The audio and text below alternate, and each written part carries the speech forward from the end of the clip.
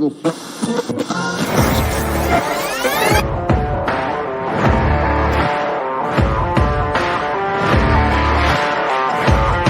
great, but being different for the sake of being different, I'm not a big fan of, right? If you just want to be different for the sake technology of it. Technology, I would hide behind it. And you start to hear some of their challenges, and yes. Because it speaks to the core of who you are and what drives you forward.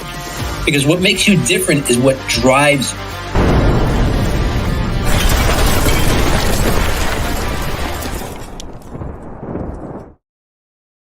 All right, welcome everybody to the Master Connector Show. I'm your co-host, Rob Genovese, and we're coming at you every Wednesday, 1 p.m.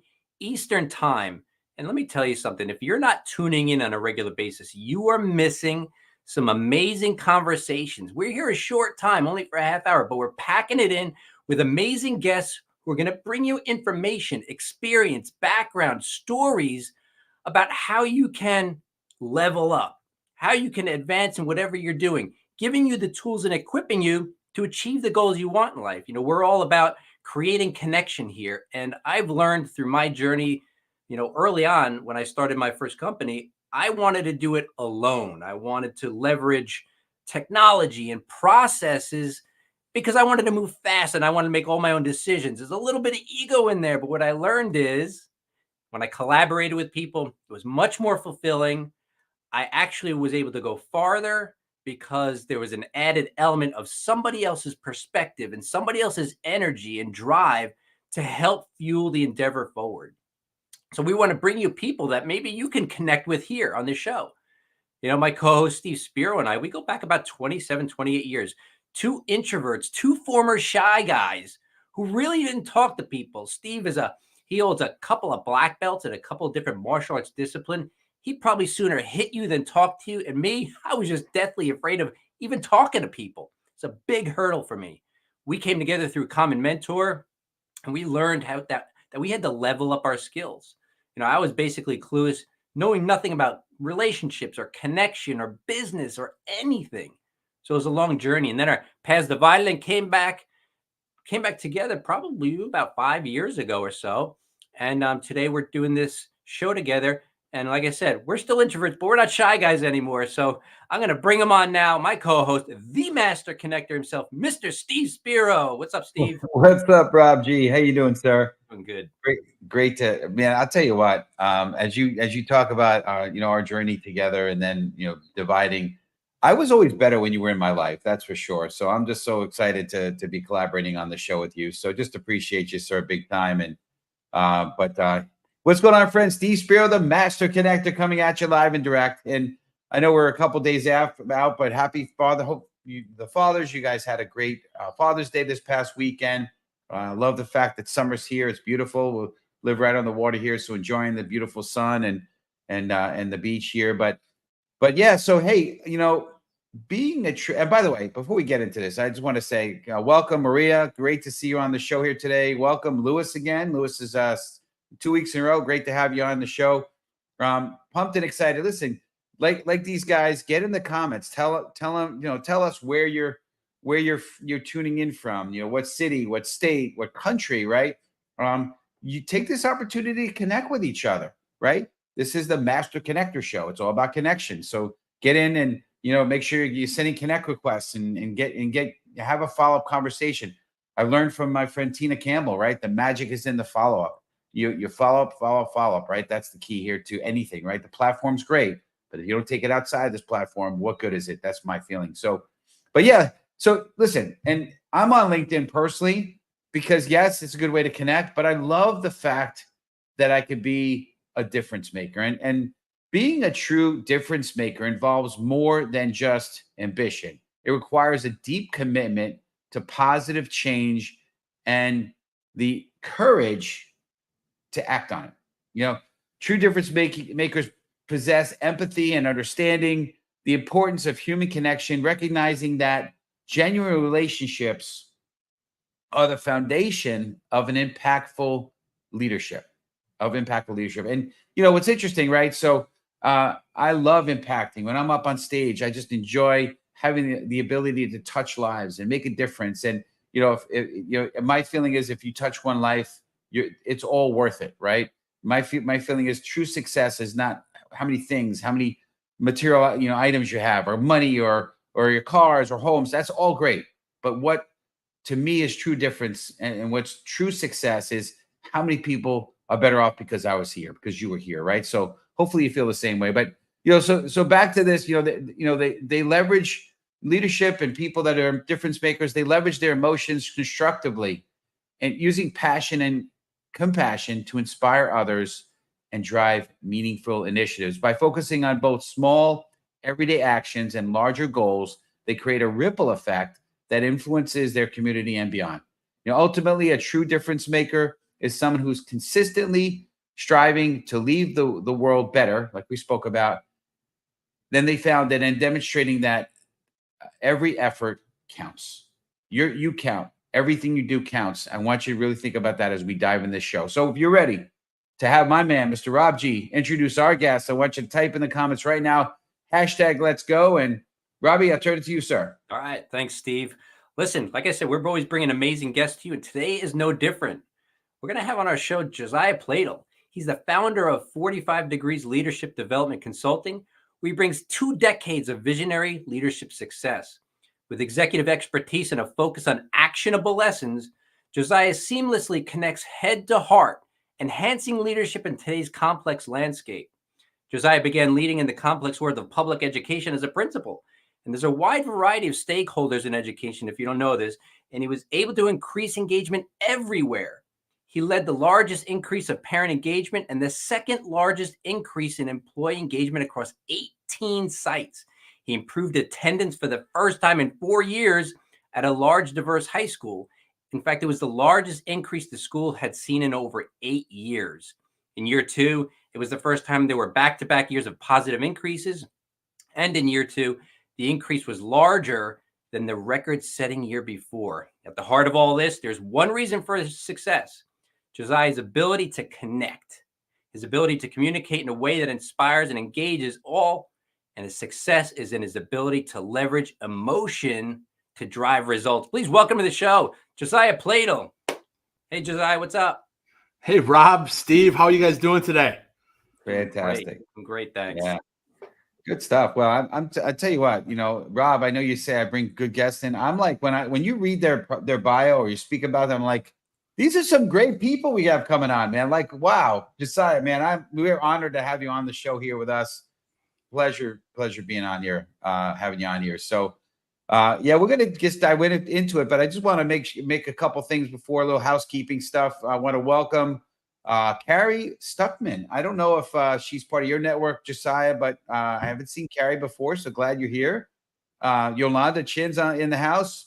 Yolanda is amazing. She's a loyal follower of our show and community member. John McPhillips, great to connect with you the other day, sir. And Parker, tuning in from Kentucky today. Nice. I'm wondering if he's relocated. I wonder. I know he was Ohio before, so I'm not sure if he's there for other reasons. But John gave a little bit of his information, so make sure you connect with John, and make sure you connect with everyone. So, but yeah, we're excited to dig into this. All right, so Josiah, here we go. You ready? Community, type in #define. So we're going to talk about, we'd love to hear your perspective, and of course, throw in whatever else you think is going to help as well. But what qualities do you believe define a true difference maker in today's world? Well, that's a really, really good question, Steve. And for me, it's personal. It comes down to an individual level, because I absolutely believe in the power of people. I believe in people over everything. And I believe that everybody can make a positive impact or positive difference in the world. And that's in relationship to wherever you're at in life and whatever you are comfortable with. So for some people, with the challenges that are out there, with their past experiences, whatever those may be, just showing up is a difference, right? Like just being able to get out of bed, get out of the house, and be present and engage with others is what they can bring. And that's totally fine. And then you go all the way to the top of the food chain, right? When you're looking at global leaders, CEOs of multinational companies, where they're responsible for thousands of people's livelihoods, right? And everybody goes to work with their trust in that person, that they're going to be able to provide for their family, that they're going to find meaning in what they do for a living. And so there's those two ends, and there's everything in between. So just show up, be kind, show empathy, and do what it is that you're comfortable with in a positive way. And to me, you are a difference maker, Steve. Love that. It's great. Yeah. Yes. Rob, you have something to say? It looks like you're about to speak. I was just thinking about what Josiah was saying, and the question, define a difference maker. And what Josiah is saying was, it's basic things like showing up, right? Mm-hmm. And I laugh because so many people just don't show up. And I'm not even talking about physically, but sometimes they don't show up with their true self, with contribution, showing up and giving it, contributing. Yep. And that is a big difference between people that make things happen and people don't. Yeah. I heard, 98% of success is just showing up, right? And there's different percentages I've heard, but the bottom line is showing up. And I love what you said, Rob, as far as making sure you're showing up, not just physically, but also, in your presence. And, I feel, one of the books I read recently, I read so many, it talked about when you're in with other people, make sure that you're contributing, right? Like if the question's asked, or they're saying you have any questions, be the one to speak up. Don't just be in the background observing, which is harder for me because I'm, more of an observer introvert by nature. So I have to really push myself to really do that. But I appreciate that. Well, we're going to get into the next question. So type in community #difference, right? Because we're talking about being a difference maker. So type in #difference, but a little different spin on the word difference, right? So how can someone, Josiah, start making a difference on a small scale and gradually build up to larger impact? That's a great question. And it kind of goes along with what I talked about, how everybody has the ability to make a difference. And so the first thing that I would say is you are powerful. Your value is absolutely in you. Your experiences, insights, knowledge, the way you communicate. There's only one person in the entire world that can bring all of that to the table, and that's you. And so identify your ability, your strengths, what it is that you want to jump in on, and how you want to contribute to your community, state, society, whatever, world, and on the large scale, and figure out what way that you can share your voice to add value to others. And when you get comfortable sharing your voice, that goes everywhere with you, right? And I focus on what Rob talked about in my intro is actionable steps to execute emotional intelligence. And so when you start looking to execute on EQ, you are going to start it with awareness and who you are, which then allows you to build awareness of those around you.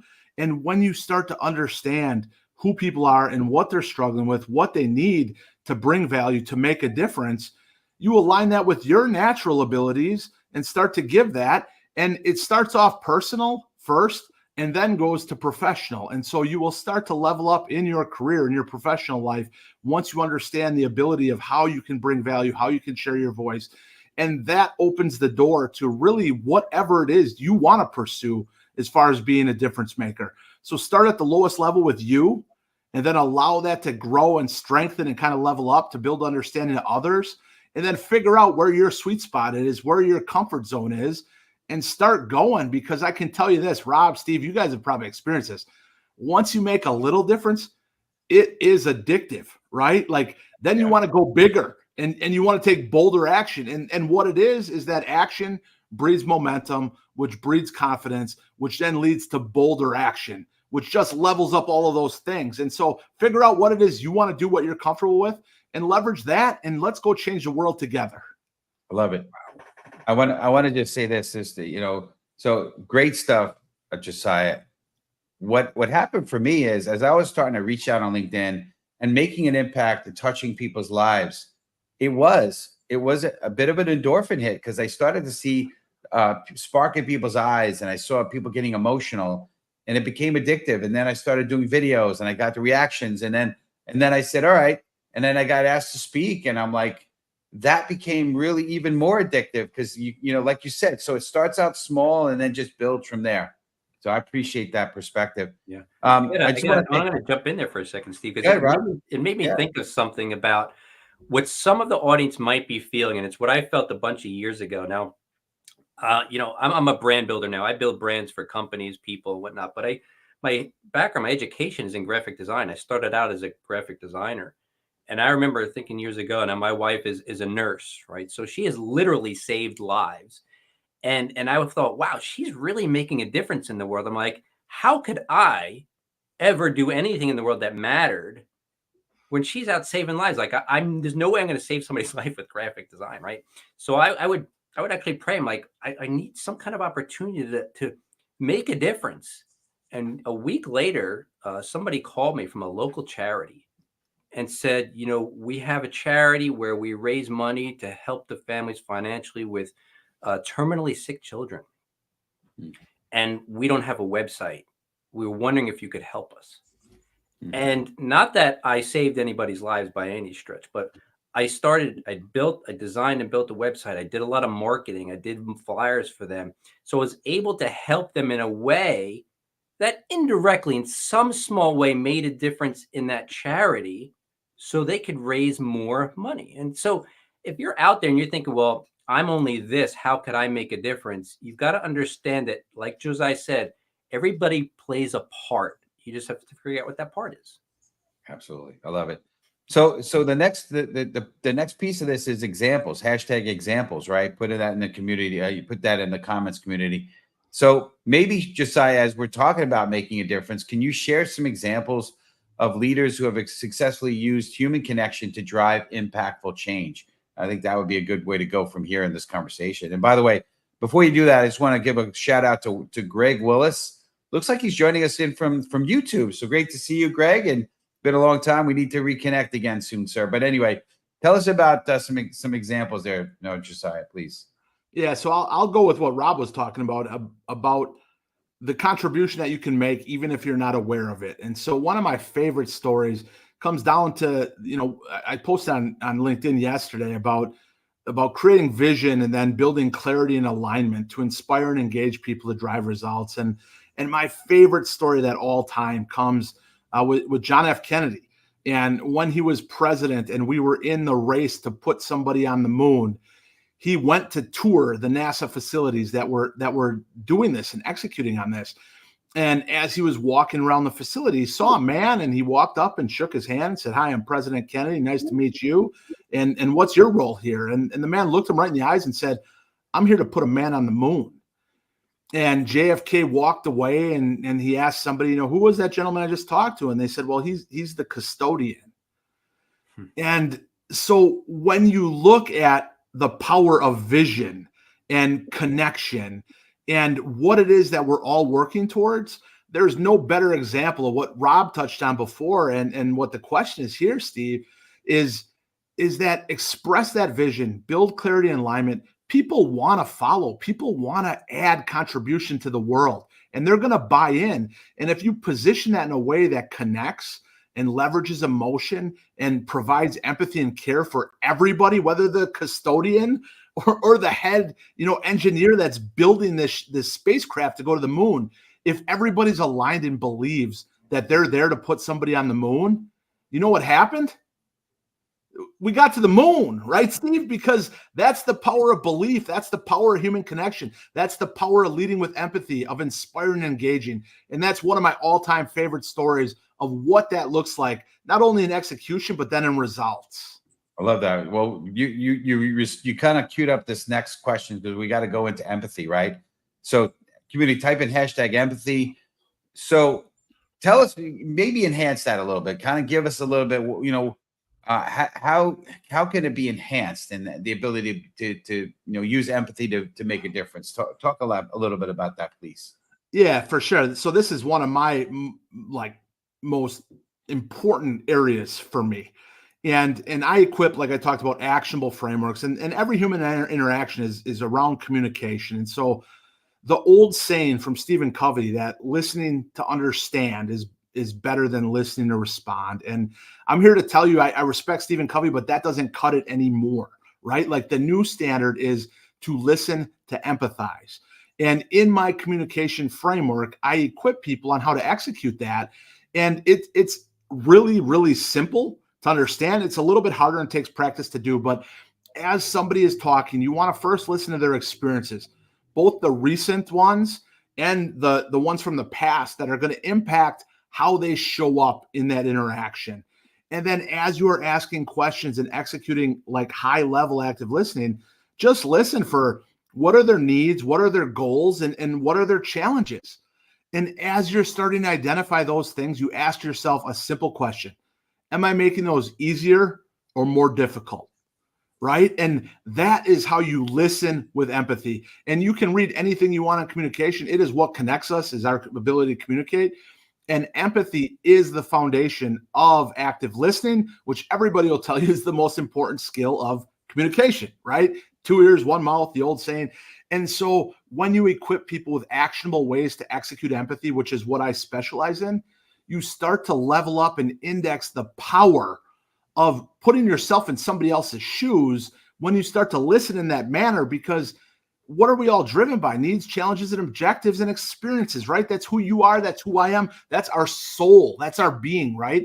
And so when you execute that listening, you then connect in a way that leads, inspires, and drives results. I'm going to say, if there's one takeaway from what you just said, if our listeners, if our audience took away one thing from my perspective, I would say what you said about active listening.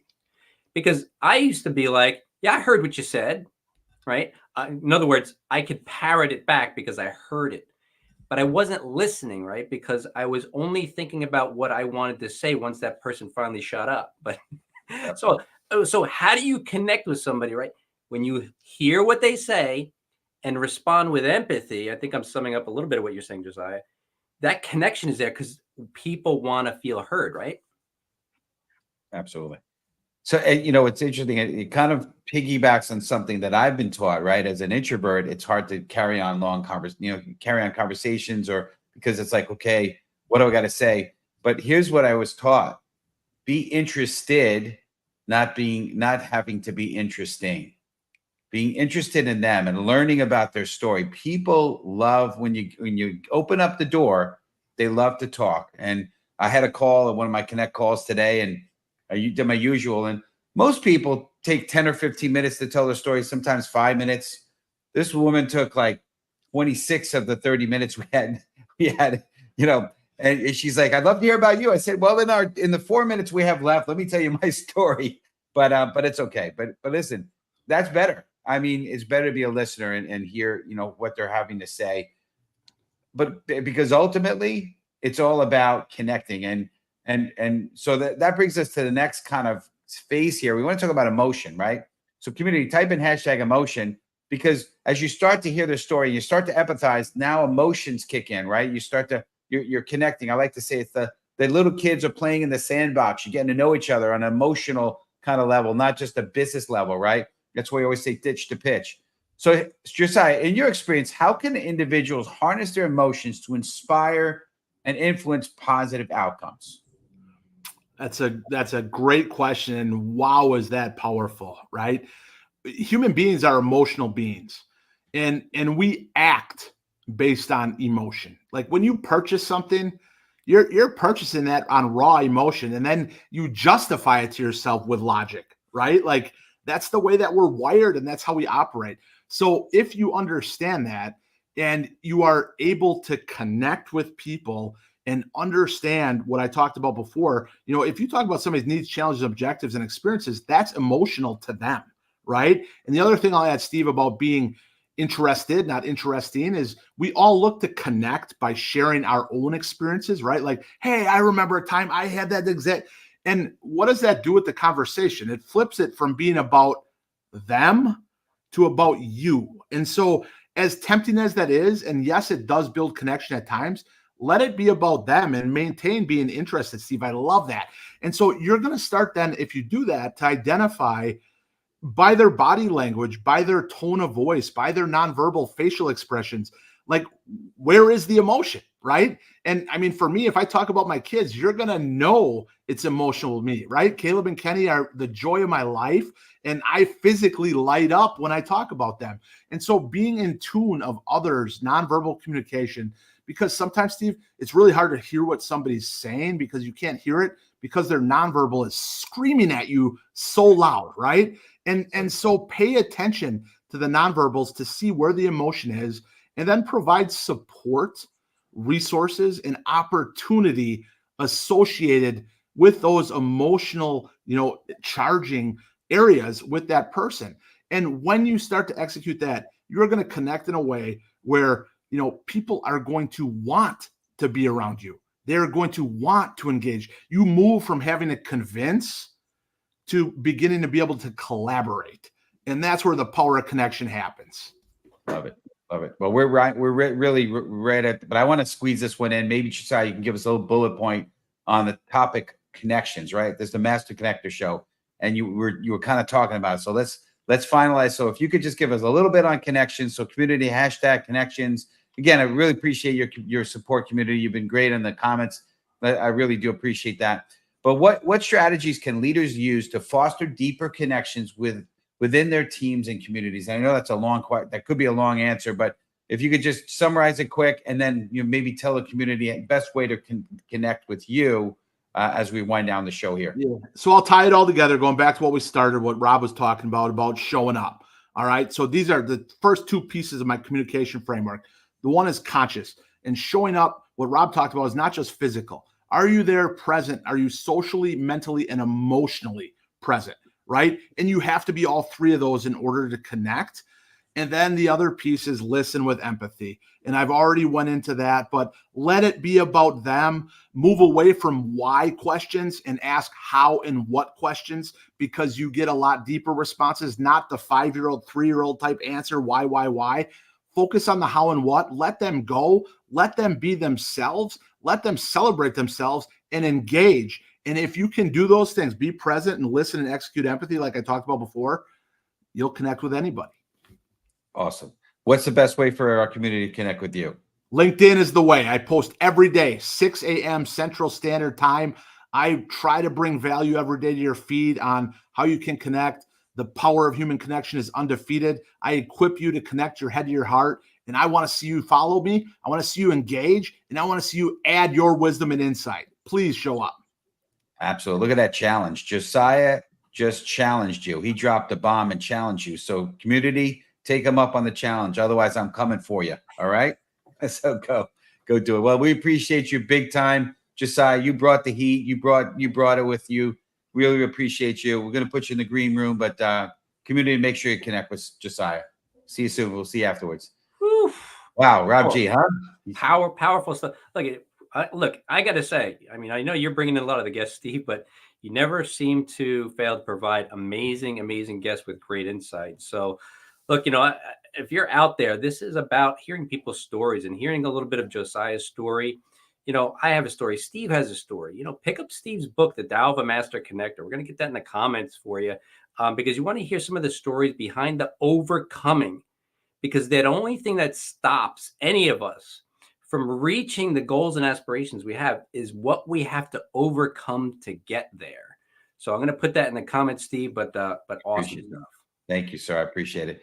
And hey, listen, community, just appreciate your big time. And next week, we're bringing the heat again with Frank Egan, the science of networking. So, a lot of times our topics are really big picture, cool. This is going to be a little more tactical, the science of networking. Don't miss it.